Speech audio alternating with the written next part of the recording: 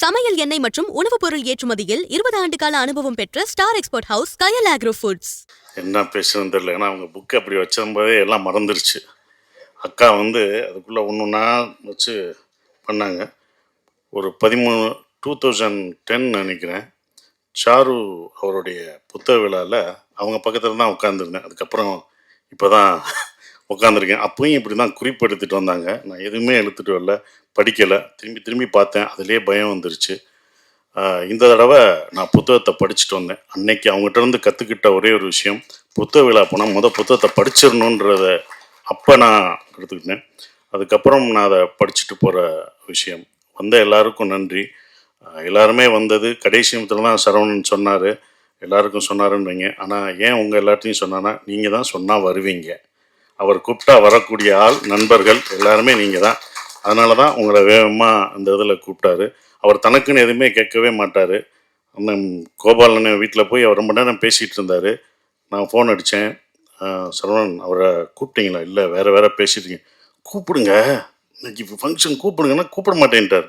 ஃபோனை கொடுங்க, நானாவது அவரை கூப்பிட்றேன் அப்படின்னு சொல்லி அப்புறம் சார்கிட்ட நான் தான் கூப்பிட்டேன். நான் தான் சார் உங்களை அழைச்சேன், அவர் நான் தான் அழைச்சேன். அண்ணே அதுக்கு தானே வந்திருக்காரு. இல்லை, நாங்கள் வேறு கதை பேசுகிறோமே, புத்தகம் ரிலீஸா எப்போ? அண்ணே இன்னைக்கு 3ஆம் தேதி. அதை சொல்ல தானே வந்தவர் வேறு கதையாக பேசிகிட்டு இருக்காரு. கடைசி வரைக்கும் சொல்ல, நான் சொல்லாட்டி அப்படியே வந்திருப்பார். தனக்காக எதையும் கேட்க மாட்டார், மற்றவங்களுக்காக கேட்குறது தான் சரவணன். அதுதான் உண்மை. ஏன்னா எனக்கு சரவணனை காமிக்கும்போது நான் அவரை பார்க்குறேன். எங்கன்னா ஆனந்த விகடன் வாசலில் பார்க்குறேன். நான் என்னோடய இன்விடேஷன், சுப்பிரமணியோட இன்விடேஷன் எல்லாருக்கும் கொடுத்துட்டு வந்தேன் ஆடியோ ஃபங்க்ஷனுக்கு. அப்போ என்னோடய பிஆர்ஓ பார்த்தார். அதான் சரவணன், அவன்கிட்ட மட்டும் நீ பேச்சே வச்சுக்கக்கூடாது. ஏன்னா நம்ம அமீர் அண்ணன் பிரச்சனை இல்லை, பருத்தி வீரன் வராமல் காரணம் இவர் எழுதின ஜூனியர் ஒன்றில் கட்டுரை தான். அதனால் நீ பேசி ஏதாவது வாய் கொடுத்துடாதுன்னு நான் சரவணனை பார்த்து ஓடி ஒளிஞ்சிருவேன். அந்த சரவணன் வந்தான்னா இந்த பக்கம் ஒளிவேன். நான் அவரோட சந்தித்ததே கிடையாது. அதுக்கப்புறம் ஒரு 2 வருஷம் கழித்து தான், நான் ஒரு வருஷம் 2010 தான் அவரை நான் சந்தித்தேன். இப்போ வரைக்கும் எங்கள் நட்பு அதுக்கப்புறம் விடாமல் தொடருது. அவருக்காக நான் நிற்கிறதும் எதுவும் தான். எல்லாருமே கேட்பாங்க, என்னுடைய நலம் விரும்பிகள்லாம் கேட்பாங்க, எதுக்கு சரவணன் அடுத்தடுத்து படம் கொடுத்துட்டே இருக்கீங்க, ஏன் அப்படின்னு கேட்டுகிட்டே இருப்பாங்க. சத்யான் என் நண்பன் ஒருத்தன், நண்பரில் என்னோடய காஸ்டியூம் டிசைன் கூட கேட்பார். எல்லாருமே கேட்பாங்க, ஏன் சார் நீங்கள் அவங்களாம் ஏமாறாங்க, அவரை ஏன் நம்புறீங்கன்னு. எனக்கு ஒரு பிரச்சனை வந்தப்போ, அசோக் இறந்தப்போ ஒரு 5-6 பேர்த்துக்கு தான், என் மாப்பிள்ளையை பத்திரமா பார்த்துங்க, அவனுக்கு ஒன்றும் தெரியாது, தயவுசெய்து பார்த்துக்கோங்கன்னாரு. என் கூட கடைசி வரைக்கும் என்னை பார்த்துக்கு நிற்கிற சரவணன் தான். அவனுக்காக நான் உயிரே கொடுக்கணும். படம் கொடுக்குறதுல என்ன, ஃபெயிலியர் ஆனால் என்ன, தோல்வி அடைஞ்சா என்ன, அதை பார்க்கவே மாட்டேன். எனக்கு அப்போ நின்ன ஒருத்தர் இப்போ வரைக்கும் நின்றுட்டுருக்காரு.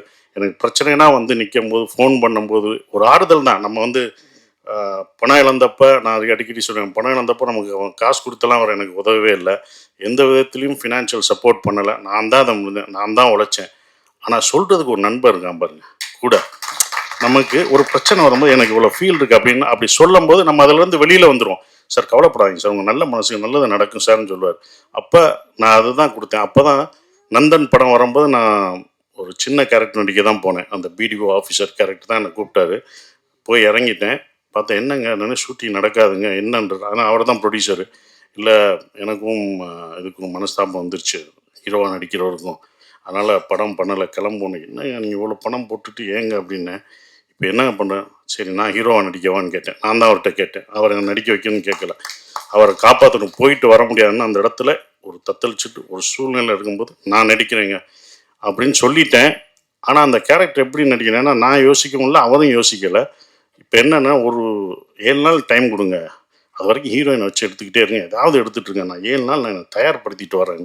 நான் தயார்படுத்தி என்னை கருப்பாக்கி நடித்தது தான் நந்தன்ற அந்த படம். அந்த படம் நடித்து எனக்கு அப்போ அவர் அவ்வளோவா அப்பையும் ரிலீஸ் பண்ண முடியாமல் தத்தளிச்சும் போதும் நாங்கள் அதை எப்படியாவது கொண்டு வரணும்ட்டு தேட்டருக்கு கொண்டு வந்து அது எனக்கு நல்ல பேர் வாங்கி கொடுத்தது. அவர் எனக்கு தப்பான இடத்துலாம் தள்ளி விட மாட்டார். நண்பன் என்றைக்கும் நம்மளை காப்பாற்ற தான் செய்வார். நல்ல பேர் வாங்கி கொடுத்தது. இன்று அந்த நந்தன் என்ன பண்ணுதுன்னா, அந்த கொடியேற்ற முடியாமல், ஆகஸ்ட் 15 கொடியேற்ற முடியாமல் இருக்கிற பஞ்சாயத்து தலைவர்கள், தலித் பஞ்சாயத்து தலைவர்கள்லாம், பிடிஓ எல்லாம் கவர்மெண்ட் ஒரு ஆர்டர் போட்டிருக்கு, ஜிஓ போட்டிருக்கு. அவங்க கண்டிப்பாக கொடியேற்றதை நீங்கள் வந்து ஆன்லைன் மூலமாக பார்க்கணும் அப்படின்னு சொல்லி அவங்க ஒருத்தவங்க ஃபோன் பண்ணி எனக்கு நன்றி சொல்லும்போது இதுதான் இந்த படம் எனக்கு கொடுத்தது.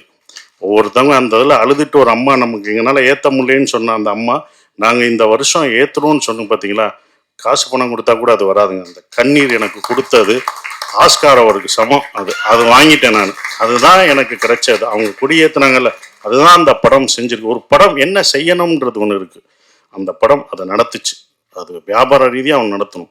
சரவணனுக்கு எப்போதுமே அந்த வியாபார ரீதியாக சினிமாலாம் எடுக்க மாட்டார். இந்த மாதிரி ஒரு சமூகம் இதை பற்றி தான் எடுப்பார். நானே சொல்லியிருக்கேன், அந்த எனக்கு 10 கமர்ஷியல் படம் சொன்னீங்கன்னா அதை சொல்லுங்கள், அதை பண்ணுவோங்க, இதை பண்ணுவோம், வரவே மாட்டேன். மறுபடியும் அடுத்த படமும் அப்படி தான் போயிருக்கார். சமூகம் தான் அவர். ஏன்னா ஜூனியர் உடனில் அவர் அப்படியே எழுதுனனால, சமூக கருத்து எழுதுனால அதை பற்றி தான் யோசிப்பார். அப்படி தான் சங்காரம் பார்த்தேன். ஏங்க இது கமர்ஷியலுங்க, இதை பண்ணலாம்லங்க அப்படின்னு. சரி இதை பண்ணுவோம், யார் வச்சுருக்கீங்க, யாருங்க ஹீரோ, நான் பண்ணுறேங்கன்னு. இல்லை நான் ஹீரோவாக அதில் நினச்சி நான் பண்ணது சூரி. அதனால தான் அந்த சூரின்ற கேரக்டரு பேரே நான் வச்சுருக்கேன் அப்படின்னா. சரி சூரி விடுங்க, நான் அந்த மார்ட்டின் கேரக்டர் பண்ணுறேன் அப்படின்னு. மார்ட்டின் கேரக்டர் ரொம்ப சின்னதாக இருக்குங்க அப்படின்னாரு. பரவாயில்ல, மார்ட்டின் நான் பண்ணுறேன், சின்ன கேரக்டர்லாம் நான் பண்ணுறேன், நீ ஜெயிச்சுட்டு வந்தேன்னா எனக்கு நல்லது தான், மார்ட்டின் கேரக்டர் பண்ணு அப்படின்னு சொல்லி தான் ஆரம்பித்தது. அதை நான் அடிக்கிறேன். அப்பயும் சூரிகிட்ட போய் அவர் கடைசி வரைக்கும் கதையை சொல்லவே இல்லை. சூரிகிட்ட போய் வேறு கதையெல்லாம் பேசுனாங்க.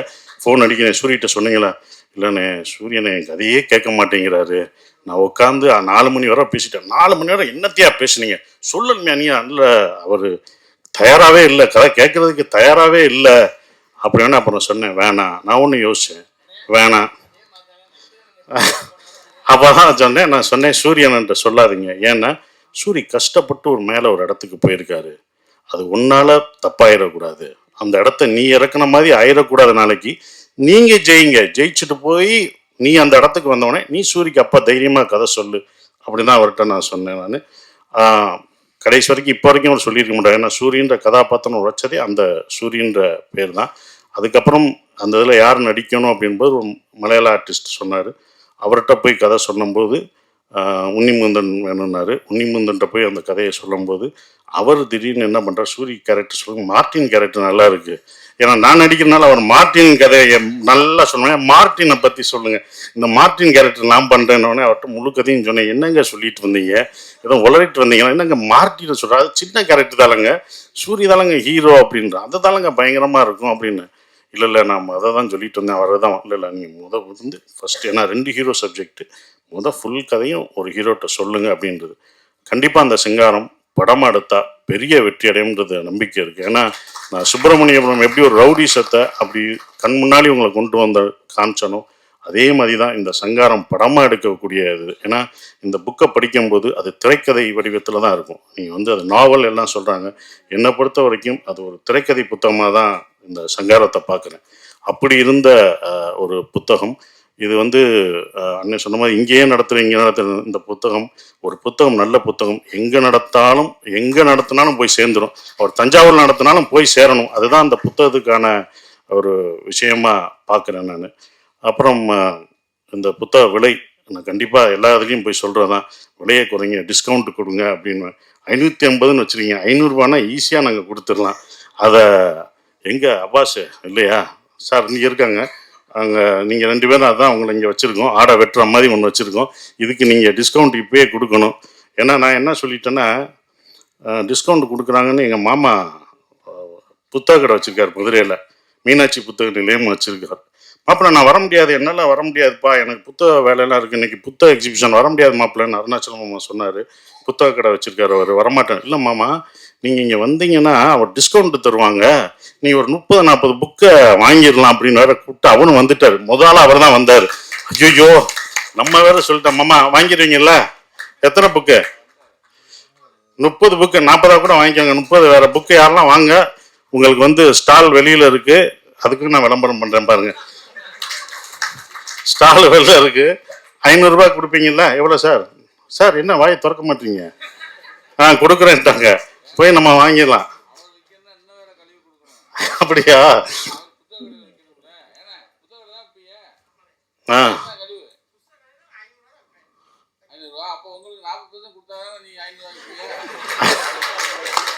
வாங்கிருங்க, கொடுத்துருங்க, அங்கே கேட்டுருங்க. ஸோ புத்தகத்தை அவரும் ஆஃபர் பண்ணி கொடுப்பாரு. எல்லாருமே ஆஃபர் பண்ணி கொடுப்பாங்க.